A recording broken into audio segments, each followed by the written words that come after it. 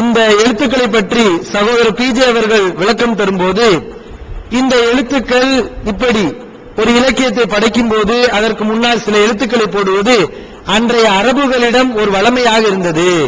எனவே திருக்குர்ஆன் அந்த அரபு பாஷையில இறங்கினால அவர்களுடைய வழிமுறையை கடைபிடித்து அந்த குர்ஆனுக்கு முன்னாடி சில எழுத்துக்களை போடுகிறது என்று பிஜே அவங்க விளக்கம் கொடுத்திருக்காங்க. இதுக்கு அவர் கேட்கிறார், ஒரு அரபு கவிதை உங்களால காட்ட முடியுமா?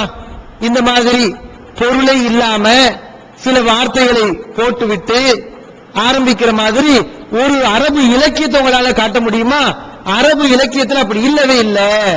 இந்த மாதிரி பொருள் இல்லாத வார்த்தைகளை போட்டுவிட்டு பேசுற மாதிரி இல்லவே இல்லை அப்படிங்கிறார். ஒரு உதாரணத்தை காட்ட சொல்லுங்கள்.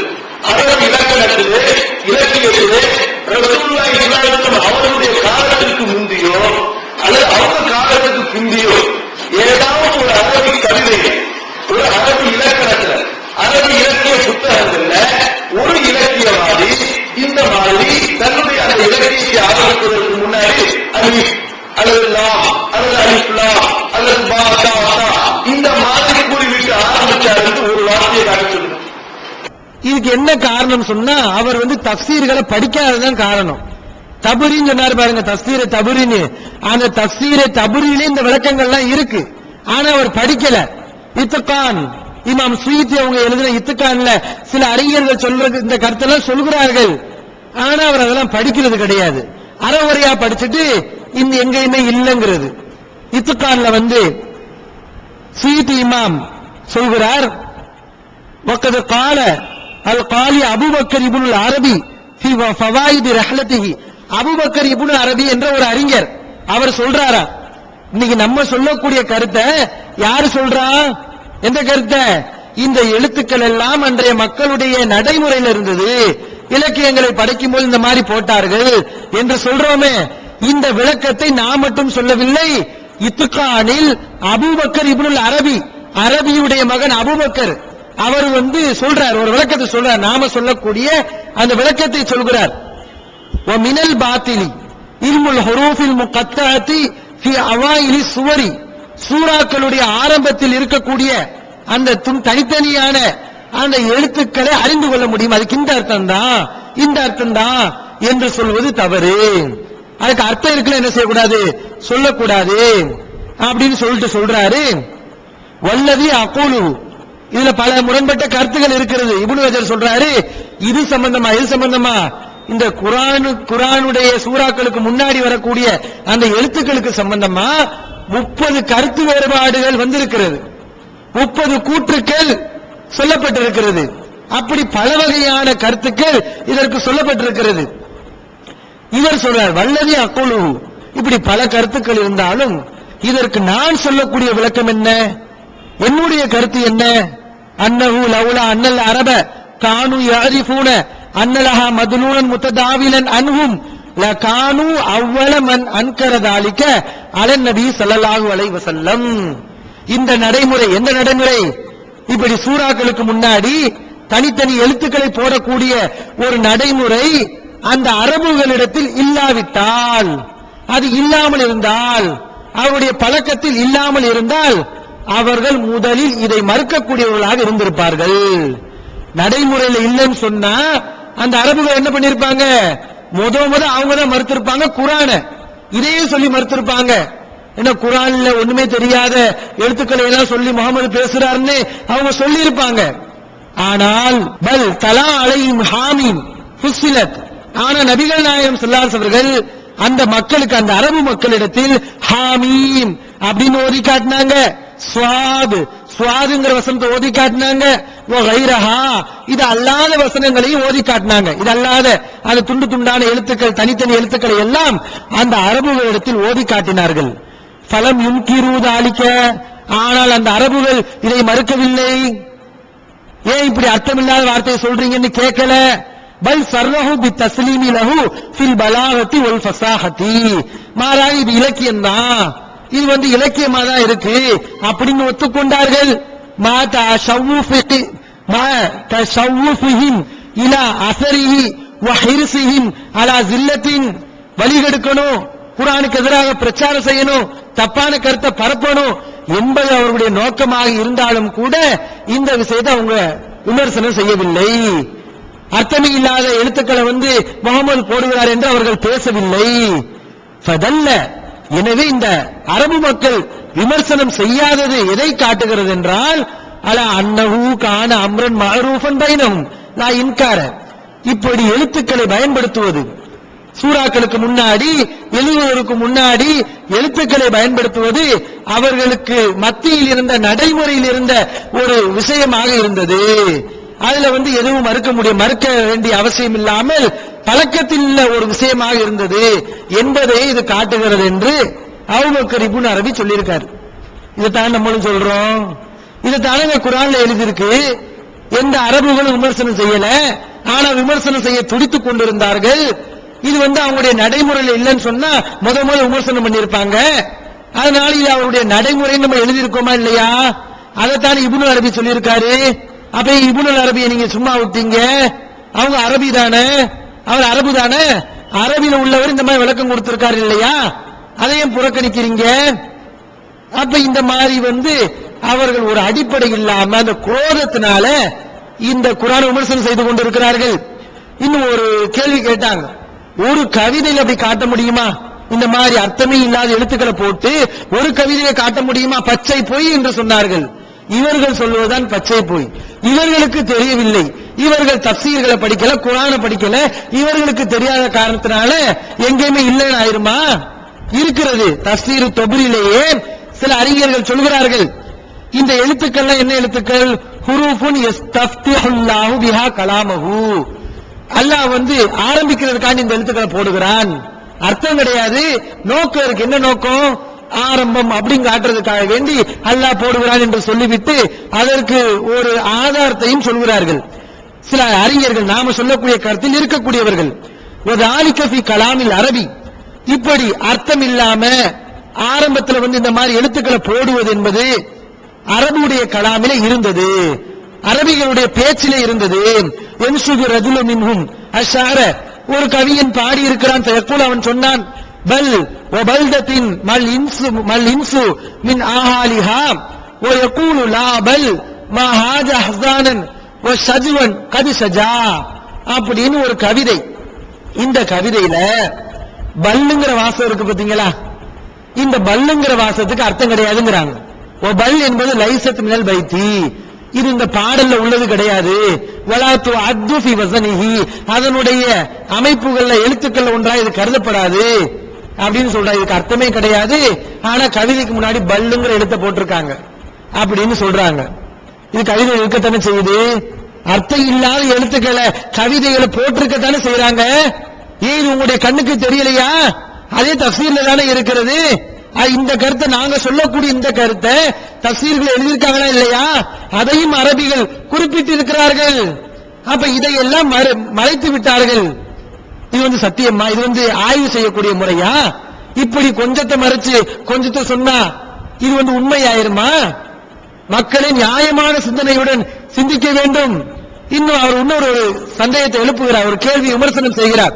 பிஜே ஒரு சீரியல பேசும்போது குத்துச்சண்டை போடக்கூடியவர், மல்யுத்தம் செய்யக்கூடியவர், கம்பு வச்சு அடிக்கக்கூடியவர், அந்த போட்டியில கலந்து கொள்றதுக்கு முன்னாடி சும்மா கம்பை சுத்துவாங்க, ஒரு ஆக்ஷன் பண்ணுவாங்கல்ல, அந்த மாதிரி அல்லாஹ் முன்னாடி ஒரு ஆக்ஷன் செய்யறான், முன்னாடி இந்த மாதிரி என்ன செய்யறான், எழுத்துக்களை போட்டு அல்லாஹ் அந்த மாதிரி போடுறான்னு பிஜே பேசினாரா.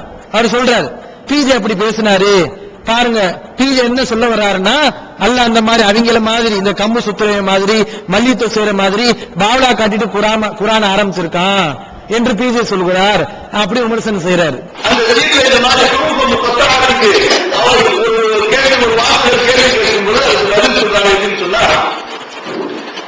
எப்படி ஒரு குத்துச்சண்டை விளையாடுறதுக்கு முன்னாடி அவங்க ரெண்டு பேரும் பாவலா செஞ்சிருப்பாங்களோ, ஒரு கம்பு சண்டை விளையாடுறவங்க எப்படி கம்பு சண்டை விளையாடுறதுக்கு முன்னாடி ஒரு பாவலா செஞ்சிருப்பாங்களோ, ஒரு கராத்தே விளையாடுறவங்க கராத்தே விளையாடுறதுக்கு முன்னாடி ஒரு பாவலா ஒரு இஷாரா செஞ்சிருப்பாங்களோ, அந்த மாதிரிதான் அல்லாஹ் பாவலா காட்டிட்டு குர்ஆன் ஆரம்பிச்சிருக்காங்க. எப்படிப்பட்ட வார்த்தை யோசிச்சு பாருங்க. யாருக்கு ஒப்பிடுகிறார்கள், யாருடைய வேகத்தை யாருடைய சேதத்தை ஒப்பிடுகிறார்கள். பாவலா காட்டுறதுன்னா என்னது? ஒண்ணு செய்யாம சும்மா காட்டுறது, இதுதான் பாவலா. நம்ம சொன்னோமா பாவலா காட்டிட்டு ஆரம்பிச்சா நம்ம சொன்னோமா? இல்லாத இட்டு கட்டி சொல்றீங்க, இல்லாததான் பில்டப் பண்றது. அன்பிற்குரிய சவர்களே, ஒரு பெரிய வீரன் வச்சுக்கோங்களேன், ஒரு பெரிய வீரன் அவன் கம்பை வைத்து சுத்துகிறான். போட்டியிலே குதிப்பதற்கு முன்பு, எதிராளியை தோற்கடிப்பதற்கு முன்பு வீரன் கம்பை வைத்து சுத்துகிறான். அதனால அந்த வீரன் கோழைன்னு அர்த்தமா? அவன் பாவலா கட்டிட்டு ஓடிடுவான்னு அர்த்தமா? கிடையாது. அது எதற்காக? ஒரு வீரத்துக்காக வேண்டி போட்டியில நான் குதிச்சு என்னமும் செய்ய தயார், ஏன் கூட என்னால போட்டி போட முடியுமா, ஒரு சவாலாக அப்படின்னு இருக்குதா இல்லையா? கம்ப அந்த மாதிரி முன்னாடி சுத்துறவன் கோழையா? ஏன் பாவலா காட்டிட்டா ஆரம்பிச்சிருக்கான்னு நாங்க சொல்லாத எதுக்கு நீங்க சொல்றீங்க? இப்படி இல்லாததை எல்லாம் சொல்லி மக்களை குழப்புவது, இது அவருடைய வேலை. பாவலா கட்டிட்டு ஆரம்பிச்சிருக்கான்னு சொல்லி அவதூறு சொல்றது, அப்படி யாராவது சொல்லுவாங்களா? கம்பை சுத்துறது என்பது வீரமுள்ளவனும் சுத்துவான், ஜெயிக்க போறவனும் சுத்துவான், சவால் விடக்கூடியவனும் சுத்துவான், பாவலாவை காட்டுறதா சுத்துவானா? இத கூட அவர் விளங்குறது கிடையாது. எப்படியாவது நம்மளை விமர்சிக்கணும், இதையாவது ஒண்ணு சொல்லணும் அப்படிங்கறதுக்காண்டி சொல்றது. அல்லாஹ்வுக்கு சிறந்த உதாரணங்களை சொல்லலாம். கேட்கிறார் பாருங்க, யாரை யாருக்கு ஒப்பிடுகிறார்கள் அப்படிங்கிறாங்க. நாங்க என்ன உதாரணம் சொன்னோம்? அல்லாஹ்வை மட்டப்படுத்துறதுக்காக வேண்டிய உதாரணம் சொன்னோம். அந்த மாதிரி ஒரு மனிதர்கள் சவால் விடுற மாதிரி, கம்புகளை சுத்துற மாதிரி அல்லாஹ் என்ன செய்கிறான்? சவால் விடுற. நீங்க தானே சொன்னீங்க சவால் விடுறது. மூணாவது ஒரு அர்த்தம் சொன்னீங்களா இல்லையா? மூணாவது அர்த்தம் சொன்னாரு, நான் கொண்டு வந்த மாதிரி நீங்கள் எந்த எழுத்துக்களை சொல்கிறீர்களோ அந்த எழுத்துக்களை வைத்து அந்த குர்ஆனை உருவாக்கி இருக்கேன், அந்த மாதிரி நீங்கள் இந்த எழுத்துக்களை வச்சு இந்த குர்ஆனை மாதிரி கொண்டு வாருங்கள், பாருங்கள், கொண்டு வாருங்கள் அப்படின்னு அல்லாஹ் சவால் விடுகிறான் அப்படின்னு அவர் தான் ஒரு விளக்கம் கொடுத்தாரு. அதைத்தான் நம்மளும் சொல்றோம். அல்லாஹ் சவாலாக என்ன செய்யறான்? ஒரு மல்யுத்தத்துக்கு செல்லக்கூடியவர், ஒரு கம்பு விளையாட்டு ஈடுபடக்கூடியவர், முன்னாடி சவாலாக எதிராளியை பயப்படுத்தக்கூடிய விதத்தில் அந்த மாதிரி சுரட்டுவார். அதனால பாவலா செய்பவர் என்ற அர்த்தம் இல்லை என்று உயர்ந்த உதாரணத்தை நம்ம சொல்லி இருந்தோம். அல்லாஹ்வுக்கு உயர்ந்த உதாரணங்களை சொல்லலாம். குர்ஆனை படிக்காத ஜாஹில்கள் அல்லாஹ் என்ன சொல்கிறான்? வலில்லாஹில் மஸலுல் அலா, அல்லாஹ்வுக்கு உயர்ந்த உதாரணங்கள் இருக்கிறது என்று சொல்கிறான். இவரும் பேசினதெல்லாம் நம்ம இந்த மாதிரி திருச்சி சொல்ல முடியும். இவர் இந்த மாதிரி உதாரணங்கள் எழுதியிருக்காரு. அந்த எழுத்துக்களுக்கு அர்த்தம் இருக்கும், அர்த்தம் இல்லாம அல்லாஹ் பேச மாட்டான் அப்படிங்கிறதுக்காக வேண்டி இவர் சொல்லும் போது இவர் என்ன செய்யறாருன்னா, இந்த பிஜேங்கிற அந்த பேரை உதாரணமா காட்டுறாரு. பிஜேன்னு இருக்கு, இந்த பீக்குன்னு ஒரு அர்த்தம் இருக்குல்ல, ஜேக்குன்னு ஒரு அர்த்தம் இருக்கதானே செய்யுது, அப்ப எப்படி அலிஃப் லாம் மீமுக்கு அர்த்தம் இல்லாம இருக்கும் அப்படின்னு அவர் கேட்கிறாரு. இப்ப இவர்கள் வெளியிட்டிருக்கக்கூடிய தர்ஜுமாலையே பி ஜைனுல் ஆபிதீன் என்று எழுதுகிறார்கள். இப்ப யாராவது ஒருத்தர் வந்துகிட்டு, என்னப்பா நீ பி ஜைனுல் ஆபிதீன் எழுதிருக்கிறிய, இந்த பிக்கு என்னப்பா அர்த்தம் இல்லாம எழுதிருக்குன்னு கேட்பாங்களா? இந்த பி என்பதற்கு என்ன அர்த்தம்? இவர் தன்னுடைய தந்தையின் பெயரை குறிப்பிடுகிறார், இருக்கா இல்லையா? இப்ப நான் சொல்றேன், என் பேர் ஏ உமர் ஷரீஃப்னு சொல்றேன். என்ன அர்த்தம்? என்னுடைய அத்தா பேர் ஏல ஆரம்பிக்கும், அப்துல் சலாம் ஆரம்பிக்குது, அதனால ஏ போடுறோம். இப்ப இது வழமையில் உள்ளது, வழக்கத்தில் உள்ளது, சஹாபாக்கள் இது விளங்கி, அது அவருக்கு எதிரான கேள்வி. இப்ப நம்ம என்ன செய்யலாம்? இவர் நம்ம மேல அவதூறு சொன்ன மாதிரி, பாருங்க பிஜே சொன்னா பீனா அது பிஜே உடைய பாப்பாவுடைய இன்சிலு, அது மாதிரி அலிஃப் லாம் அந்த அலிஃப் அல்லாஹ்வுடைய பாப்பாவுடைய இன்சில்னு சொல்லிட்டாரு அப்படி நம்ம கூட என்ன செய்யலாம்? அதை விமர்சனம் செய்யலாம். ஆனா இது நியாயம் கிடையாது. இது விமர்சனம் வேலை செய்யலாம், மக்களை ஏமாத்துறதுக்கு இது பயன்படும். ஆனா மனசுன்னு ஒண்ணு இருக்கா இல்லையா, கல்வின்னு ஒண்ணு இருக்கா இல்லையா, மனசாட்சி ஒண்ணு இருக்கா இல்லையா, அது நமக்கு சொல்லுது இப்படி நம்ம விமர்சனம் செய்யக்கூடாது, இல்ல நம்ம சொல்லக்கூடாது. அப்ப பாருங்கள், நம்ம சொல்லாத எல்லாம் சொல்லி விமர்சனம் செய்யக்கூடிய முறை இது அரபுகளுடைய நடைமுறையில் இருந்தது அப்படிங்கிறதுக்கு சில கேள்விகளை கேட்டிருந்தோம். என்ன கேட்டிருந்தோம்? இது நடைமுறை இல்லைன்னு சொன்னா அரபு என்ன செஞ்சிருப்பாங்க? மறுத்திருப்பாங்க அப்படின்னு சொன்னோம். அதுக்கு ஒரு விளக்கம் கொடுக்க ரொம்ப ஆச்சரியமா இருக்கிறது. எவ்வளவு மோசமான விளக்கம்! அரபுகளுடைய நடைமுறையில் இருந்தா அதை நடைமுறை இருந்தனால விமர்சனம் செய்யல, நடைமுறையில் இல்லாம இதுக்கு அர்த்தமே இல்லாம அல்லாஹ் பேசி இருந்தா அரபுகள் விமர்சனம் பண்ணிருப்பாங்க, நம்ம எழுதியிருந்தோம். அதுக்கு இவர் மறுப்பு கொடுக்கிறாரு. எப்படி மறுப்பு கொடுக்கிறாரு? அரபிகள் தான் பொதுவாக விமர்சனம் பண்ணிட்டாங்கல்ல, அசாத்தீருல் அவ்வலின், இந்த குர்ஆன் முன்னோருடைய கட்டுக்கதை பொதுவா சொல்லிட்டாங்க. அப்படி இருக்கும்போது எதுக்கு தனித்தனியா சொல்லணும்? அலிஃப் லாம் மீம் அலிஃப் லாம் ரா இதை குறிப்பிட்டு சொல்லணுமா? அவங்க தான் பொதுவா சொல்லிட்டாங்களே அப்படிங்கிறாரு. அந்த காலத்தில் வாழ்ந்த மக்களை பொறுத்தவரை ஒட்டுமொத்தமாக அவர்கள் குரானை பார்த்து சொல்லிவிட்டார்கள். இது முன்னோர்களுடைய கட்டுக்கதைகளை முகமது உணர்கிறார்கள். எனவே இதனுடைய தனித்தனி வசனத்தை பற்றி அவர்கள் விமர்சனம் செஞ்சிருக்க வேண்டும் என்ற அவசியம் கிடையாது. இதெல்லாம் முரண்பாடா பேசுறது, நியாயமா சிந்திக்காம பேசுறது. முன்னோருடைய கட்டுக்கதைகள் என்று சொன்னான் காபீர்கள் சொன்னார்கள். எப்படி சொன்னார்கள்? இணைவிப்பாளர்கள் அது ஆதாரத்தோடு சொன்னாங்களா?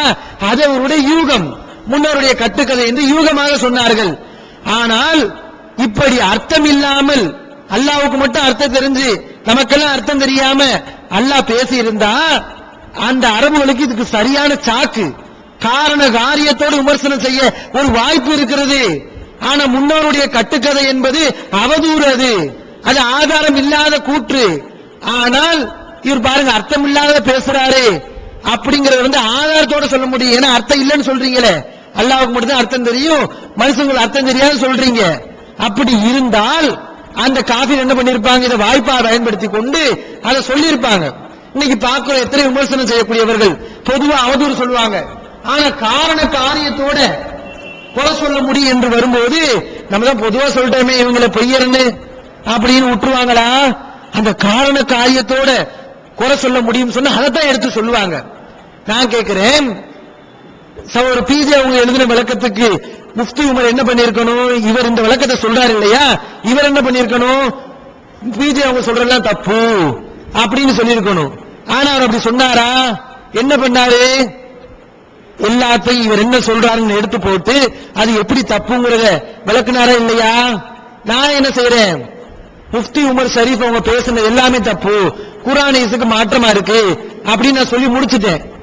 இதை ஏத்துக்கிறீங்களா? இதை ஏத்துக்கிறாரா அவரு? பொதுவா சொன்னா எந்த அடிப்படையிலப்பா அப்படின்னு கேட்பீங்களா இல்லையா? அப்ப முஷ்ரிக்கீன்களுக்கு இணை வைப்பாளர்களுக்கு காரண காரியத்தோடு விமர்சனம் செய்ய வாய்ப்பு இருக்கும் போது இல்ல அதை விட்டுட்டு பொதுவா தன்னுடைய யூகத்தின் அடிப்படையில் சொன்னாங்களே அதுவே போதும் அப்படிங்கிறாரு. இது தப்பான என்னது பதில். இன்னும் அவர் சொல்றாரு தனித்தனியா விமர்சனம் செய்ய வேண்டியதில்லைங்கிறாருல்ல. நான் கேட்கிறேன், தனித்தனியாக விமர்சனம் செய்யலையா அந்த காபீர்கள், அந்த இணை வைப்பாளர்கள்? ஒட்டுமொத்தமா இது முன்னருடைய கட்டுக்கதைன்னு சொல்லிட்டு வாயை பத்தி சும்மா இருந்துட்டாங்களா? தனித்தனியா விமர்சனம் செய்யலையா? விமர்சனம் செய்தார்கள். ஹதீஸை படிக்கவில்லை இவர்கள், படிச்சு மறைக்கிறார்கள், மக்களுக்கு சொல்லாமல் குழப்புகிறார்கள். ஹதீஸ்ல எப்படி இருக்கு? அந்த ரசூல் ஸல்லல்லாஹு அலைஹி வஸல்லம் அவர்கள் பைத்துல் முகத்தஸை முன்னோக்கி தொழுகிறார்கள். அதற்கு பிறகு காபாவை முன்னோக்கி தொழும்படி அல்லாஹ்விடமிருந்து கட்டளை வருகிறது. இதை அந்த இணை வைப்பாளர்கள் விமர்சனம் செய்கிறார்கள். மா வல்லாஹும் அன் கிப்லத்திஹிம் அல்லதி கானு அலைஹா, இதுக்கு முன்னாடி நீங்க தொழுது கொண்டிருந்த அந்த கிப்லாவை விட்டுவிட்டு இப்ப வேறொரு கிப்லாவை நோக்கி நீங்க தொழுகிறீங்களே, இதுக்கு என்ன காரணம்? ஏன் இப்படி செஞ்சீங்க அப்படின்னு இணை வைப்பாளர்கள் விமர்சனம் பண்ணிருக்காங்க. தனித்தனியான விமர்சனம் பண்ணாங்களா இல்லையா? ஏன் இவர் சொல்ற மாதிரி அன்னைக்கு முன்னோருடைய கட்டுகை கிறுக்கு பயலுக முகமதுக்கு சூனியம் முடிச்சிருக்கு, அவர் பைத்தியக்காரர், அதனால எல்லாத்தையும் செய்வாரு அப்படின்னு பொதுவா சொல்லிட்டு வந்திருக்கலாமே. ஏன் இந்த பைத்துல் முகத்தஸ் சம்பவத்தை குறிப்பிட்டு கூறி ஏன் இப்படி செய்றீங்கன்னு ஏன் கேட்கணும்? இதே அவர்கள் குறிப்பிட்டு விமர்சனம் செய்யணும்? குறிப்பிட்டு விமர்சனம் செய்ய வேண்டியது இல்லையா? பாருங்க என்ன விளக்கம் பாருங்கள். இனி அடுத்து ஒரு விளக்கம். ஏன் பதில் சொல்ல முடியல? ஏன் அந்த அரபுகள் விமர்சனம் செய்யலன்னு சொன்னா, அந்த இணை வைப்பாளர்கள் எல்லாம் குர்ஆனை கேட்காதவங்களா இருந்தாங்க. இந்த குர்ஆனை கேட்காதீங்கன்னு சொன்னாங்க, காதுகள்ல விரல அடைச்சுக்கிட்டு இருந்தாங்க. அதனால இந்த அலிஃப் லாம் மீம் அலிஃப் லாம் ரா இதெல்லாம் அவங்களுடைய செவிக்குள்ள புகுந்து அவங்க இத மறுத்திருக்க வாய்ப்பு கிடையாது, அவங்களுடைய காதுகளுக்கே போகாம இருந்திருக்கலாம் அப்படிங்கிறாரு. அந்த காலத்தில் வாழ்ந்த காபிர்கள் இந்த குர்ஆனை கேட்கவே கேட்காதீர்கள், இதை செவிமடுக்காதீர்கள். எங்கேயாவது ரசூலுல்லாஹி ஸல்லல்லாஹு அலைஹி வஸல்லம் ரலியல்லாஹு அன்ஹு குர்ஆனை ஓதி காட்டினால் தங்களுடைய நாவிலே விட்டுக் கொள்வார்கள், அல்லது அங்கே கூச்சல் போடாமல் விடுவார்கள், அங்கே கவிகள் போடாமல் விடுவார்கள். அந்த குர்ஆனை மக்கள் கேட்கக்கூடாது என்பதற்காக. எனவே இது போன்ற ஆயத்துகளையும் அவர்கள் கேட்டிருக்க வேண்டும், அவர்கள் அங்கே ஆட்சியை தெரிந்திருக்க வேண்டும். அப்பொழுதுதான் இதற்கு ஏதோ ஒரு அர்த்தம் இருக்கிறது என்று நாம் விளங்கிக் கொள்ள வேண்டும். இந்த மாதிரியான வாதம் இருக்கிறது அடிப்படையற்ற வாதம். இது எவ்வளவு பெரிய தப்பு! சஹாபாக்கள் இஸ்லாத்துக்கு வந்தாங்களா இல்லையா? அவங்க எப்படி வந்தாங்க? இணை வைப்பாளர்களா இருந்து விட்டு பிறகுதான் இஸ்லாத்துக்கு வந்தார்கள். இவர் சொல்றாரு அந்த காஃபிர்கள் இணை வைப்பாளர் குர்ஆனை கேட்காதவங்களா இருந்தாங்க, காதை அடைச்சுக்கிட்டாங்க அப்படிங்கிறாரு. சஹாபாக்கள் எப்படி இஸ்லாத்துக்கு வந்தாங்க? எப்படிங்க இஸ்லாத்துக்கு வந்தாங்க? குர்ஆனை கேட்டுதானே வந்தாங்க. அப்ப எவ்வளவு பெரிய மோசமான கருத்தை சொல்கிறார். குர்ஆனை கேட்கவே இல்லைங்கிறாரு. எவ்வளவு பெரிய மோசமான கருத்து. அந்த குர்ஆனுடைய அந்த கருத்துக்கள்ல மயங்கி எத்தனை சஹாபாக்கள் இஸ்லாத்துக்கு வந்தார்கள். ஆனா அந்த காபீர்கள்லாம் குர்ஆனை கேட்கல, காதுல பஞ்ச வச்சு அடிச்சுக்கிட்டாங்க. ஹதீஸ்கள்ல பாக்குறோம், குர்ஆன் வசனத்துல பாக்குறோம், அல்லாஹ் தெளிவாகவே சொல்றான். ஏதோ ஒன்று ரெண்டு பேர் அப்படி இருந்தா மறுக்கல. காதை பொத்தி கொண்டு குர்ஆனை கேட்க கூடாது என்று சொன்னவர்களும் இருந்தார்கள். எல்லா பேரும் அப்படி இருந்தாங்களா? அதுதான் கேள்வி. குர்ஆன் வசனத்தை பாருங்கள். அல்லாஹ் சொல்கிறான் 21வது அத்தியாயம் 2வது வசனம், மா யதீஹிம் மின் ذிக்ரின் மின் ரப்பிஹிம் முஹ்தஸின் இல்லஸ்தமஊஹு வஹும் யல்அபூன். அவர்களுடைய அந்த இணை வைப்பாளர்களுடைய இறைவனிடமிருந்து அவர்களுக்கு உபதேசம் வந்த போதெல்லாம் அதை அவர்கள் கேட்டார்கள். அல்லாஹ் சொல்கிறான், முகம்மது சொன்ன உபதேசத்தை எல்லாம் இந்த என்னிடமிருந்து என்னிடமிருந்து உபதேசங்கள் வந்த போதெல்லாம் இந்த இணை வைப்பாளர்கள் கேட்கத்தான் செய்தார்கள். வஹும் யல்அபூன், விளையாடி கொண்டு கேட்கத்தான் செய்தார்கள் அப்படின்னு அல்லாஹ் சொல்றா. இவர் கேட்கலன்னு சொல்றாரு. அல்லாஹ் சொல்றதை நீங்க எடுப்பீங்களா? இல்ல குர்ஆனை படிக்காத இந்த குழப்பவாதிகள் சொல்றதை நீங்க எடுப்பீங்களா? இது ஒண்ணு. அடுத்து இன்னொரு வசனம் 45வது அத்தியாயம் 8வது வசனம். அதிலே அல்லாஹ் சொல்கிறான், யஸ்மஉ ஆயாத்தில்லாஹி துத்லா அலைஹி ثم يصير مستكبرا كلم يسمعها. இந்த இணை வைப்பாளன் அல்லாஹ்வுடைய வசனங்களை கேட்கிறான், அவன் மீது ஓதப்படும் போது அதை கேட்கிறான், பிறகு பெருமை எடுத்துக் கொள்கிறான். எப்படி? அதை கேட்காத மாதிரி பெருமை அடிச்சு ஆணவம் முடிச்சு போறான். ஆனா அவனிடத்தில் வசனம் ஓதப்பட்ட போது அதை கேட்கிறான் என்று அல்லாஹ் சொல்கிறான். இவர் சொல்றாரு இல்ல, அந்த இணை வைப்பாளர்கள் கேட்கலன்னு சொல்றாரு. இன்னும் பார்க்கிறோம், وَمِنْهُمْ مَنْ يَسْتَمِعُ إِلَيْكَ حَتَّى إِذَا خَرَجُوا مِنْ عِنْدِكَ. நபியே, அந்த இணை வைப்பாளர்கள்ல சில பேர் உன்னிடத்தில் செவிநாட்டி கேட்கக்கூடியவர்களும் இருக்கிறார்கள். உன்னிடமிருந்து அவர்கள் வெளியேறிவிட்டால் கல்வியாளர்களை பார்த்து சொல்கிறார்கள், மாதா கால ஆனிஃபா, இப்போது இவர் என்ன சொன்னார் அப்படிங்கிறாரு. ஆனா கேட்கிறாங்க, ஓண்ட இருக்கும்போது நல்லா கேட்டுக்கிட்டு இருக்காங்க. ஆனா ஓண்ட இருந்து போனதுக்கு பின்னாடி கேலி செய்யும் விதமாக இவர் என்ன சொன்னாரு அப்படின்னு கேட்கிறாங்க அப்படின்னு எல்லாம் சொல்றான். அப்ப இது எவ்வளவு பெரிய மடமை. குர்ஆனை காஃபிர்கள் கேட்கலங்கிறாரு, இதை விட மடமை இருக்கா? இவங்க எல்லாம் ஜாஹில்கள், இவங்க எல்லாம் குழப்பவாதிகள், குர்ஆனை மறுக்கக்கூடியவர்கள் என்பதற்கு இதை விட ஒரு ஆதாரம் வேணுமா? அல்லாஹ் கேட்பாங்க சொன்னதுக்கு பின்னாடி இல்ல கேட்காம இருந்திருப்பாங்கன்னா இது என்ன விளக்கம்? இது என்ன தஃசீருங்க? இது இந்த மாதிரி குர்ஆனுக்கு மாற்றமாக பேசிக் கொண்டிருக்கிறார்கள். இன்னும் ஹதீஸ்கள்ல பார்க்கிறோம். அஹ்மதுல ஒரு ஹதீஸ் இடம்பெறுகிறது, 18,190வது ஹதீஸ். அதுல ஹாலிதுல் அதவானி என்ற ஒரு நபித்தோழர் அவர் சொல்றாரு, ஜாஹிலியாவான காலத்துல நபி ஸல்லல்லாஹு அலைஹி அவர்கள் எங்களுடைய சமூகத்துக்கு வஸ்ஸமாயி வத்தாரிக் அப்படிங்கிற சூரா ஓதுனாங்க. நான் அதை மனப்பாடம் பண்ணி கொண்டேன். எப்போ? ஃபவஐதுஹா ஃபில் ஜாஹிலியத்தி வ அன முஷ்ரிகுன்.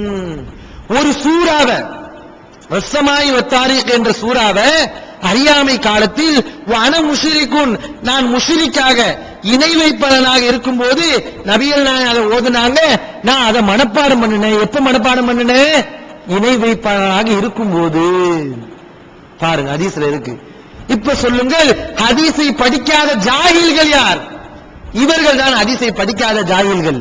அது மட்டும் இல்ல, அவர் இணை வைப்பாளராக இருக்கும்போது மனப்பாடம் பண்ணிட்டு அந்த சகீஃப் என்ற அந்த கோத்திரத்தாரிடத்தில் வருகிறார். என்ன செய்யறாரு? ஃபகரதுஹா அலைஹிம், அவங்ககிட்ட இந்த குர்ஆன் வசனங்களை நான் ஓதி காமிச்சேன். யார்கிட்ட? இணை வைப்பாளர்கிட்ட. அவங்க ரசூலுல்லாஹி ஸல்லல்லாஹு அலைஹி வஸல்லம் எதிராக இருக்காங்க. அவர்களிடத்தில் நான் இந்த ஃபகரதுஹா அலைஹிம், இந்த சூராவை நான் அவரிடத்தில் ஓதி காமித்தேன். இவ்வளவு தெளிவா இருக்கு. இணை வைப்பாளர்கள் இணை வைப்பில இருந்து கொண்டு குர்ஆனை மனப்பாடம் பண்ணி இருக்காங்க அப்படின்றதுக்கு இன்னும் புகார்ல பார்த்தா ரசூல் ஸல்லல்லாஹு அலைஹி வஸல்லமோட சஜ்தாவுடைய வசனங்கள் வரும்போது இணை வைப்பாளர்கள் சேர்ந்து சஜ்தா செய்திருக்கிறார்கள். இதெல்லாம் புகார்ல இருக்கு. ஹதீஸை படிக்காத ஜாஹில்கள் இந்த புகாரிய பார்க்காம, அஹமத பார்க்காம, குர்ஆனை பார்க்காம நமக்கு எதிராக விளக்கம் கொடுக்கணுங்கிறதுக்காக வேண்டி எதையோ சொல்லிக் கொண்டிருக்கிறார்கள். இன்னொரு கேள்வியை கேட்டிருந்தாங்க. அபூபக்கர் ரலியல்லாஹு அவர்கள் இந்த எழுத்துக்கு விளக்கம் கொடுக்கும் போது சொன்னாங்களாம், ஒவ்வொரு கிதாபுக்கும் சிறு ரகசியம் இருக்கிறது. அல்லாஹ்வுடைய வேதத்துல ரகசியம் என்னன்னா அவாயிலுஹா, குர்ஆனில் ஆரம்பத்தில் வரக்கூடிய அந்த எழுத்துக்கள், இதுதான் சிறு ரகசியம், நமக்கு தெரியாது அப்படின்னு அபூபக்கர் சொன்னதாக இவர் சொல்றாரு. சொல்லிட்டு கேட்கிறாரு, அபூபக்கர் சொல்லக்கூடிய விளக்கத்தை நீங்க எடுப்பீங்களா, இல்ல இவர் அரபிய படிக்க தெரியாத இவர் சொல்லக்கூடிய விளக்கத்தை கேட்பீங்களா, பிஜே சொல்லக்கூடிய விளக்கத்தை கேட்பீங்களான்னு கேட்கிறாரு. நமக்கு எங்க ஆதாரம் கிடைக்கிறது? அபூபக்கர் அஸ்ஸித்தீக் ரலியல்லாஹு அன்ஹு அவர்களுடைய கூற்று கிடைக்கிறது. கொஞ்சம் யோசிச்சு பாருங்க. குர்ஆனுடைய ஒரு வசனத்துக்கு இவர் சொல்லக்கூடிய வார்த்தை அர்த்தத்தை ஏற்றுக்கொள்வதா, கருத்தை ஏற்றுக்கொள்வதா,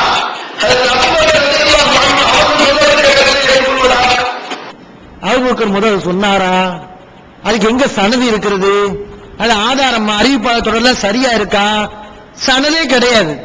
அதற்கு முழுமையாக அவர் சனதை காட்டட்டும், சும்மா தஃசீர்ல எழுதி வச்சா அதை சொல்றது அது சரியான செய்தி, அது பார்க்கறது கிடையாது. அபூபக்கர் பேரால அவர் சொல்லாத செய்தி சேர்த்து சொல்றாரு. முதல்ல சரியான சனதை கொண்டு வாங்க, சரியான்னு பார்ப்போம். சரியே இல்ல, ஆனா சும்மா சொல்றது. இப்ப சொல்லுங்க, ஹதீஸ் கலையை படிக்காம ஹதீஸ் கலைய விதிகளை பேணாம பேசுறாரே, இவர் சொல்லக்கூடிய விளக்கத்திலே நீங்க ஏத்துக்கிற போறீங்க? இவருடைய விளக்கமா நம்முடைய ஈமானுக்கு உதவ போகிறது? பலகீனமான ஹதீஸ்களை அடிப்படை வச்சு சொல்றாரு, இது நமக்கு சொர்க்கத்துக்கு உதவுமா? ஒருபோதும் உதவாது. அல்லாஹ்வுக்கு பயந்து கொள்ள வேண்டும், அறிஞருடைய வழியை கடைபிடிக்க வேண்டும். இதுதான் இந்த எழுத்துக்கள் சம்பந்தமாக உள்ள விளக்கங்கள். அப்ப குர்ஆன் ஹதீஸ்ல இன்னும் அந்த அரபுகளுடைய அந்த இலக்கியங்களை எல்லாம் பார்க்கும்போது நமக்கு தெரிய வேண்டிய விஷயம் என்னன்னு சொன்னா, இந்த எழுத்துக்கள் அதுக்கு ஒரு அர்த்தம் கிடையாது, ஆனா ஒரு நோக்கத்துக்காண்டி சொல்லப்பட்டிருக்கு. அரபில ஒரு நோக்கத்துக்காண்டி அப்படி சொல்லப்படும், அதை முன்னாடியே விளக்கிடணும். அப்படிங்கிறதுக்கு இந்த அரபு இலக்கியத்தில் உள்ள கவிதைகள், அரபு அறிஞர் ஒருவர் அப்படி விளக்கம் கொடுத்தது, இதையெல்லாம் நம்ம சொல்லியிருந்தோம். அதனால இது அடிப்படையற்ற வாதம்லாம் கிடையாது, இது அரபுகளிடத்தில் இருந்த வளமைதான் என்பது இன்னைக்கும் நின்று கொண்டுதான் இருக்கிறது. அடுத்து பிஜே அவர்கள் தூய்மையான துணைகள் என்ற தலைப்பிலே சில கருத்துக்களை சொல்லியிருந்தார்கள். என்னன்னு சொன்னா, அல்லாஹ் குர்ஆன்ல ஆண்களுக்கு ஹூருல் இன்கள் என்று மறுமையிலே சில துணைகள் இருப்பதாக சொல்கிறான். ஆனா பெண்களுக்கு அப்படி அந்த மாதிரி தெளிவான குறிப்பிட்டு வசனங்கள் இல்லை அப்படின்னு பிஜே அவங்க சொல்லிட்டு, ஆண்களுக்கு எது எதெல்லாம் சொல்லப்படுதோ அதெல்லாம் பெண்களுக்கு உரியதுதான் அப்படிங்கிற அடிப்படையை வச்சு சகோதரர் அவங்க விளக்கி இருந்தாங்க. ஆனா இது அவர் விமர்சனம் செய்யறாரு. எப்படி விமர்சனம் செய்யறாருன்னா, ஒரு அடிப்படையே இல்லாம, நம்ம சொன்ன அந்த அடிப்படையை மறுக்கணுமா இல்லையா, ஒரு அடிப்படையே இல்லாம என்ன சொல்றாருன்னா, அல்லாஹ் அந்த ஹூருலீன்களை பத்தி சொல்லும் போது பெண்களுக்குரிய தன்மையில சொல்றான், மார்பகங்கள் உயர்ந்திருக்கும், லம் எத்துமிஸ் ஹுன்ன, அந்த பெண்களை தொட முடியாது, இன்ன அன்ஷா ஹுன்ன இன்ஷா, அந்த பெண்களை நாம் புதிய படைப்பாக படைத்திருக்கிறோம். இன்னும் நபிகள் நாயகம் ஸல்லல்லாஹு அலைஹி வஸல்லம் சொல்லும் போது தூய ஜௌஜதானி, சொர்க்கத்திலே 2 பெண் துணைகள் இருக்கும் என்று சொன்னார்கள். இதெல்லாம் சொல்லி, அதனால ஆண்களுக்கு பெண் துணைகள் இருக்கும் அப்படிதான் ஹதீஸ்ல ஆதாரம் இருக்கே தவிர பெண்களுக்கு இருக்குமா அது நமக்கு தேவையில்லை, அதை நம்ம யோசிக்க கூடாது. எதை எடுத்தாலும் எதுக்கு ஆதாரம் நம்ம கேட்கிறோமோ அதுக்கு உடனே சொல்லிடுறது அல்லாஹ்வுக்கு தெரியும் சொல்லிடுறது, தப்பிக்கிறதுக்கு. அல்லாஹ்வுக்கு தெரியும் சொல்லிட்டா, எவ்வளவு அழகா பணிவா சொல்லியிருக்காரு அப்படின்னு பேசுவோம் இல்லையா, அதுக்காக வேண்டி அல்லாஹ்வுக்கு தெரியும் அப்படின்னு அல்லாஹ் மேல பழிய போட்டுறாரு. இதுக்கு ஒரு அடிப்படை அவர் வழங்கல. ஆண்களை பத்தி பேசும்போது பெண்களுடைய தன்மையில தான் சொல்லுவான், அப்படிதான் சொல்ல முடியும். ஆம்பளைக்கு பொம்பளுடைய தன்மையில சொன்னாதான் அது அவனுக்கு துணையா இருக்க முடியும். அப்ப ஆம்பளைக்கு ஆம்பளுடைய தன்மையில சொல்ல முடியும். ஆம்பளைய பத்தி குர்ஆன் பேசுன்னு சொன்னா அவனுக்கு தகுந்த மாதிரி பெண்ணுடைய தன்மையில் உள்ள அந்த துணைவிகளை அவங்களதான் சொல்ல முடியும். இதுல என்ன விமர்சனத்துக்கு என்ன இருக்கிறது? குர்ஆன்ல அல்லாஹ் என்ன சொல்கிறான்? பொதுவான விதியை சொல்லிட்டு அல்லாஹ் குர்ஆன்ல என்ன, ஆண்களுக்கு எதெல்லாம் கிடைக்குமோ அதெல்லாம் பெண்களுக்கு கிடைக்கும் அப்படிங்கிறது குர்ஆனுடைய பொதுவான விதி. அல்லாஹ் குர்ஆன்ல சொல்கிறான். இதுக்குனே சொல்றான், இந்த மாதிரி ஆட்கள் ஆண்களுக்கு மட்டும்தானே இருக்கு, பெண்களுக்கு இல்லையே அப்படின்னு பேசுவாங்கிறதுக்காக வேண்டியே அல்லாஹ் என்ன செய்யறான் தெரியுமா? குறிப்பிட்டு பிரிச்சுனே சொல்றான். இன்னல் முஸ்லிமீன வல் முஸ்லிமாத்தி வல் முஃமினீன வல் முஃமினாத்தி, முஸ்லிமான ஆண் பெண்கள், மூமினான ஆண் பெண்கள், பணியக்கூடிய ஆண் பெண்கள், தர்மம் செய்யக்கூடிய ஆண் பெண்கள், பொறுமையான ஆண் பெண்கள், பணியக்கூடிய ஆண் பெண்கள், அது மாதிரி உண்மை சொல்லக்கூடிய ஆண் பெண்கள், நோன்பு வைக்கக்கூடிய ஆண் பெண்கள், எதுக்கு சொல்றான்? மற்ற இடங்கள் எல்லாம் அல்ல ஆம்பளை பத்தி தானே சொல்றான், பெண்களை பத்தி பேசலையே, அப்படி விளங்கிடக்கூடாது என்பதற்காக இந்த வசனத்துல ஆண்பாளுக்கும் பெண்பாளுக்கும் தனித்தனியா சொல்லி அத்தல்லாஹு லஹும் மக்ஃபிரத்தம் வ அஜ்ரன் அதீமா, அல்லாஹ் அவர்களுக்கு மன்னிப்பையும் மிகப்பெரிய கூலியையும் தயார் செய்திருக்கிறான். நீங்கள் கூலியில எல்லாம் விளங்காதீங்க அப்படி அல்லாஹ் என்ன செய்யறான்? ஆண்களுக்கு எதெல்லாம் சொல்லப்படுதோ அதெல்லாம் பெண்களுக்கு. அதே மாதிரி இன்னொரு வசனத்தில் அல்லாஹ் சொல்கிறான், ஃபஸ்தஜாப லஹும் ரப்புஹும் அன்னி லா உலிஉ அமல ஆமிலின் மின்கும் மின் ذكرٍ وأنثى, உங்களை ஆணாக இருந்தாலும் பெண்ணாக இருந்தாலும் உங்களில் யாருடைய அந்த அமலை நான் வீணாக்கி விட மாட்டேன், அதற்கு நான் கூலியை கொடுப்பேன். ஆண்கள் செய்த அந்த அமலுக்கு கூலியாக அல்லாஹ் துணைகளை கொடுக்கிறானா? பெண்கள் செய்த அமலுக்கு கூலியாக அல்லாஹ் கொடுக்க மாட்டானா? அல்லாஹ் இவ்வளவு தெளிவாக ஆணுக்கும் பெண்ணுக்கும் நான் கூலியை கொடுப்பேன், அவர்கள் செய்த அமலுக்குரிய கூலி இருக்கிறது என்று சொல்லும் போது, இல்ல ஆண்களுக்கு மட்டும்தான் துணை இருக்கு, பெண்களுக்கு மறுமையில என்ன நிலம் தெரியல அப்படி சொன்னா நீங்க ஹதீஸ படிக்காதவர்கள், குர்ஆன படிக்காதவர்கள். இன்னும் அல்லாஹ் சொல்கிறான், وَمَن يَعْمَلْ مِنَ الصَّالِحَاتِ مِنْ ذَكَرٍ أَوْ أُنثَى, ஆணாக இருந்தாலும் பெண்ணாக இருந்தாலும் யார் நல்ல காரியங்களை செய்கிறாரோ فَأُولَٰئِكَ يَدْخُلُونَ الْجَنَّةَ, அவர்கள் சொர்க்கத்துக்கு நுழைவார்கள். وَلَا يُظْلَمُونَ نَقِيرًا, அணு அளவு கூட அநியாயம் செய்யப்பட மாட்டார். அணு அளவு கூட அநியாயம் கிடையாது. கண்டிப்பாக அவங்களுடைய அமல் வீணாக்கப்படாமல் அவர்களுக்கு பரிசு வழங்கப்படும் அப்படின்னு எல்லாம் சொல்றான். இது ஒண்ணா? இந்த துணை இது எப்படிப்பட்ட விஷயம் இன்றைக்கு பார்க்கிறோம். மனித உலகம் விரும்பக்கூடிய ஒரு காரியம் இந்த துணை என்பது. ஆண்கள் பெண்களை விரும்புகிறார்கள், பெண்கள் ஆண்களை விரும்புகிறார்கள். ஆண்கள் திருமணம் செய்யாவிட்டால் அவர்களுக்கு கஷ்டம்தான், பெண்களும் திருமணம் செய்யாவிட்டால் அவர்களுக்கும் கஷ்டம்தான். இப்படித்தான் அல்லாஹ் படைத்திருக்கிறான். மனிதர்கள் விரும்பக்கூடிய ஒரு விஷயம், இந்த துணையை மனிதர்கள் விரும்புகிறார்கள். இது சொர்க்கத்துடைய ஒரு பாக்கியம், அல்லாஹ் பாக்கியமாக சொல்கிறார். இந்த பாக்கியம் பெண்களுக்கு கிடைக்காது என்று சொல்வதற்கு இவர்களுக்கு என்ன அதிகாரம்? இவர்களுக்கு யார் அந்த அதிகாரத்தை கொடுத்தது? சொர்க்கத்தில் கிடைக்கக்கூடிய ஒரு பாக்கியம், மனிதர்கள் விரும்பக்கூடிய ஒரு பாக்கியம், மிகவும் விரும்பக்கூடிய ஒரு பாக்கியம். இது ஆண்களுக்கு மட்டும்தான், பெண்களுக்கு கிடைக்காது, அது என்னன்னு தெரியல என்று சொல்ல இவர்களுக்கு யார் அதிகாரம் கொடுத்தது? அல்லாஹ் குர்ஆன்ல என்ன சொல்கிறான்? வலக்கும் ஃபீஹா மா தஸ்தஹி அன்ஃபுசுக்கும், சொர்க்கத்திலே உங்களுடைய உள்ளம் எதை விரும்புகிறதோ அது கிடைக்கும். வலக்கும் ஃபீஹா மா தத்தஊன், நீங்கள் எதையெல்லாம் வேண்டும் என்று நினைக்கிறீர்களோ அதுவெல்லாம் கிடைக்கும் அப்படின்னு அல்லாஹ் சொல்றான். நான் கேட்கிறேன், இந்த உலகத்துல எந்த பெண்ணாவது எனக்கு துணை வேண்டாம், நான் காலமுறை இப்படி இருந்துக்கிறேன் என்று சொல்வாளா? உண்மையில் அந்த ஆசை உள்ள பெண் எவளும் சொல்ல மாட்டாள். கல்யாணம் ஆகலே என்று பல பெண்கள் ஏங்கிக் கொண்டிருக்கிறார்கள். ஆண்கள் விரும்புவதைப் போல பெண்களும் விரும்புகிறார்கள். உள்ளம் விரும்புவதெல்லாம் உங்களுக்கு தரப்படும் என்று அல்லாஹ் சொல்லும் போது, இல்லை இந்த பெண்களுக்கு துணைகள்லாம் கிடைக்காது, ஆதாரம் கிடையாது இப்படின்னு சொல்ல இவங்க யாரு? அல்லாஹ் அப்படி மனுஷன் விரும்புவதெல்லாம் தருவேன்னு சொல்லும் போது, இல்ல தெரியாது என்று சொல்லுவது யாரு?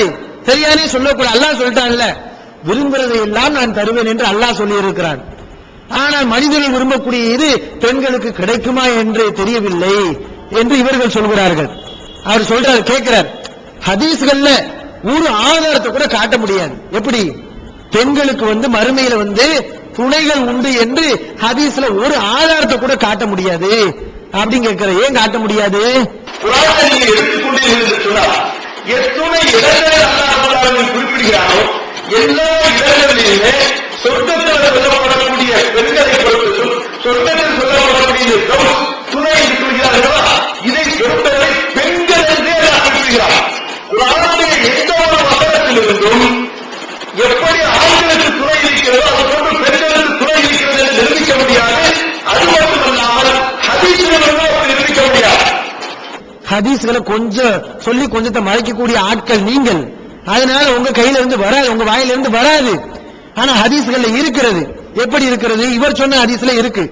இவர் ஒரு ஹதீஸ சொன்னார், மறுமை நாள்ல முதல் சொர்க்கத்துக்கு போகக்கூடியவங்க எப்படி இருப்பாங்க? சந்திரனுடைய வெளிச்சத்தில் இருப்பாங்க. அவங்க ஒவ்வொருவருக்கும் ஜௌஜதானி, 2 துணைகள் வழங்கப்படும், 2 மனைவிமார்கள் கொடுக்கப்படுவார்கள் அப்படின்னு சொன்னார். இதுவரைக்கும் தான் சொன்னார். ஆனா இதுக்கு பின்னாடி ஒரு வாசம் இருக்கிறது, அதை அவர் சொல்லல. சஹீஹ் முஸ்லிம்ல அந்த ஹதீஸ் இடம்பெறுகிறது 5962. அதுல நபிகள் நாயகம் ஸல்லல்லாஹு அலைஹி வஸல்லம் சொல்றாங்க, உமா ஃபில் ஜன்னதி அஸாப், உமா ஃபில் ஜன்னதி அஸாப், சொர்க்கத்திலே அஸாப் கிடையாது. அஸாப்னா யாரு? கல்யாணம் முடிக்காத ஆட்களே சொர்க்கத்தில் கிடையாது, துணை இல்லாத ஆட்களே சொர்க்கத்தில் இல்லை. அப்படி நபிகள் நாயகம் ஸல்லல்லாஹு அலைஹி வஸல்லம் சொல்றாங்க. சொர்க்கத்தில் துணை இல்லாமல் யாரும் இருக்க மாட்டார்கள், துணை இருக்கும் அப்படி நபிகள் நாயகம் சொல்லி இருக்கும் போது, இல்ல பெண்களுக்கு தெரியலண்டா, நபிகள் நாயகம் சொல்லி இருக்காங்களே மாஃபில் ஜன்னதி அஸாப், சொர்க்கத்திலே துணை இல்லாத ஆள் யாரும் இல்லை என்று சொல்லி இருக்கிறாங்க. ஹதீஸை படிக்காத ஜாஹில்கள், ஒண்ணுமே தெரியல, ஒரு ஹதீஸையும் படிக்கல, சும்மா படிக்காம நான் ஆய்வு செய்யறேன்னு சொல்லி உளறி தள்ளி இருக்கிறார்கள். என்னது இது? ஹதீஸ்ல இருக்கே, முஸ்லிம்ல இருக்கே, துணை இல்லாம யாருமே இருக்க மாட்டாங்கன்னு. இதுல சவால் வேற. எப்படி சவாலே? ஹதீஸ்கள்ல இந்த மாதிரி இல்லவே இல்ல, தெரிந்து கொள்ளுங்கள். இன்னும் பிஜே அவர்களுடைய இது சம்பந்தமா அந்த 8வது நம்பர்ல துணைகள், தூய்மையான துணைகள் சொல்லி பிஜே எழுதுனதை வாசிச்சு அதுக்கு மறுப்பு கொடுக்கிறார். எல்லாத்தையும் வாசிச்சு எல்லாத்துக்கும் மறுப்பு கொடுக்கணுமா இல்லையா? இவர் என்ன பண்ணிருக்காரு தெரியுமா? எது தனக்கு இடிக்குதோ அதை மட்டும் விட்டுட்டு போயிறாரு. பிஜே அவர்கள் அதுல அவங்க எழுதுறாங்க, இங்கிருந்த துணையை விட சிறந்த துணையை கொடு என்று இறந்தவருக்காக பிரார்த்திக்க நபிகள் நாயகம் ஸல்லல்லாஹு அலைஹி வஸல்லம் வழிகாட்டியுள்ளார்கள். ஆண்கள் பெண்கள் என்ற வித்தியாசமின்றி இந்த பிரார்த்தனை செய்வது நபி வழியாகும். இங்கு இருப்பதை விட சிறந்த துணை மறுமையில் ஆண்களுக்கும் பெண்களுக்கும் உண்டு என்பதை இதிலிருந்து அறியலாம். அதாவது பிஜே அவங்க என்ன சொல்றாங்கன்னா, இந்த உலகத்துல உள்ள மனைவிமார்கள் தான் நமக்கு மறுமையில் மனைவியாக அமைவார்கள் என்பதற்கு ஆதாரம் கிடையாது. ஆனா நபிகள் நாயகம் ஸல்லல்லாஹு அலைஹி வஸல்லம் துஆ எப்படி வருதுன்னா, மையத்துக்காக வேண்டி அவர்கள் துஆ செய்யும் போது, இறைவா இவருக்கு இந்த உலகத்தில் இருந்ததை விட ஒரு சிறந்த துணையை கொடு அப்படி நபிகள் நாயகம் துஆ பண்ணிருக்காங்க. அப்ப என்ன விளங்குது இந்த ஹதீஸ் நமக்கு என்ன சொல்லுது? இந்த உலகத்தில் இருந்ததை விட சிறந்த துணைகள் தான் நமக்கு வருவார்கள், மறுமையிலே கிடைப்பார்கள். அப்படித்தான் ஹதீஸ் இருக்கே தவிர இந்த உலகத்தில் உள்ள மனைவிமார்கள் நமக்கு வருவார்கள் அப்படின்னு ஹதீஸ் இல்ல அப்படின்னு எழுதியிருக்காரு. இது என்ன செய்யறாரு தெரியுமா? இதை மட்டும் விட்டுறாரு.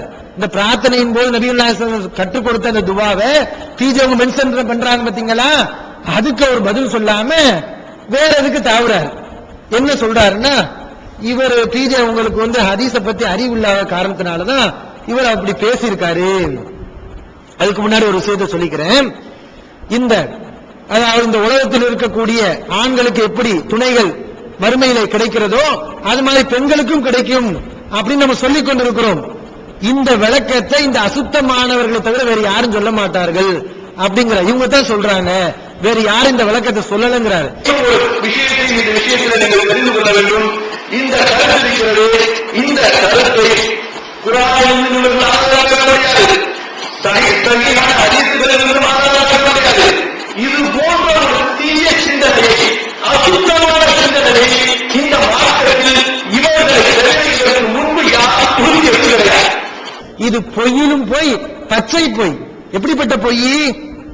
இந்த விளக்கத்தை இப்னு உசைமின் சவுதியில போற்றப்படக்கூடிய இப்னு உசைமின் அவர்கள் சொல்லி இருக்காங்க. அவங்க சொல்கிறார்கள், இந்த துணை என்பது சொர்க்கத்தில் கிடைக்கக்கூடிய ஒரு பாக்கியம். இந்த பாக்கியம் ஆண்களுக்கு மட்டும் உண்டு என்று சொல்லக்கூடாது.